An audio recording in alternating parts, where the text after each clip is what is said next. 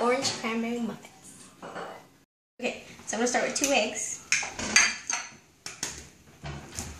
And then whisk these together with half a cup of melted butter, 1 stick.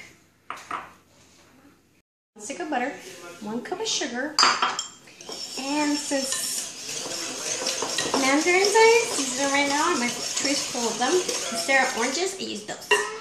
And I squeeze some freshly squeezed juice, and that's 3/4 of a cup. Was yummy. And when I did, instead of zesting my mandarins, because their skin's so small, so it's kind of hard to zest, I just peeled one and I chopped all little pieces. I'm gonna incorporate all those in there, and it's gonna be really flavorful. Now I'm gonna add 2 cups flour, and I whisk my flour a little bit so it aerates it, and then 2 teaspoons of baking powder. Make sure your baking powder is fresh. And now onto a spatula, because I don't want to ruin my muffin. It's better if you do that. And mix until you have kind of a batter. And I'm gonna either use, I'm gonna divide half of the batter, and I'm gonna use half chocolate chips and the other one half cranberries, because I think cranberries and oranges and chocolate go great together, and people like the cranberries too. So I'm gonna do that. It's almost ready. Okay. Divide the batter, and I'm gonna add half a cup of chocolate chips, and these are semi-sweet.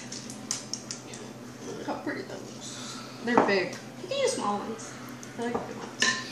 And I kind of chop the cranberries, because I don't like getting like really big pieces of cranberries in my muffin. And mix those in as well. You can also add poppy seeds. You can add like maybe 1 tablespoon for the whole batter if you like poppy seed muffins. And if you're using orange zest to zest your muffins, use 1 tablespoon if you didn't have the mandarins. I'm going to fill them with an ice cream scoop. It's the easiest way. And you get a more uniform look. And then my oven's preheating at 400 degrees, so I'm going to cover it in as soon as we're done. So I had a little bit of batter left, and I don't have enough to fill the tray. So I'm pouring a little bit of water on each so it doesn't ruin my tray. So a little bit less than halfway. Okay? So I'm going to make a glaze for the cranberry ones or the chocolate ones. And it has a little kick. And I'm going to add half a cup of powdered sugar. I'm going to start with 1 tablespoon of control, or you can use Grammy too. I like control. Whatever you like. Orange flavor liqueur.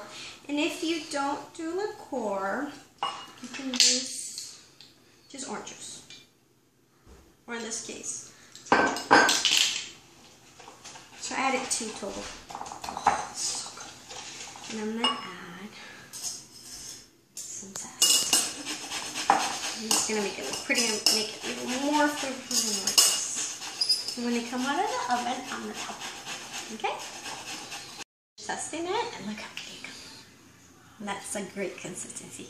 I like the color, it's so yummy. It smells so yummy. Minutes at 400.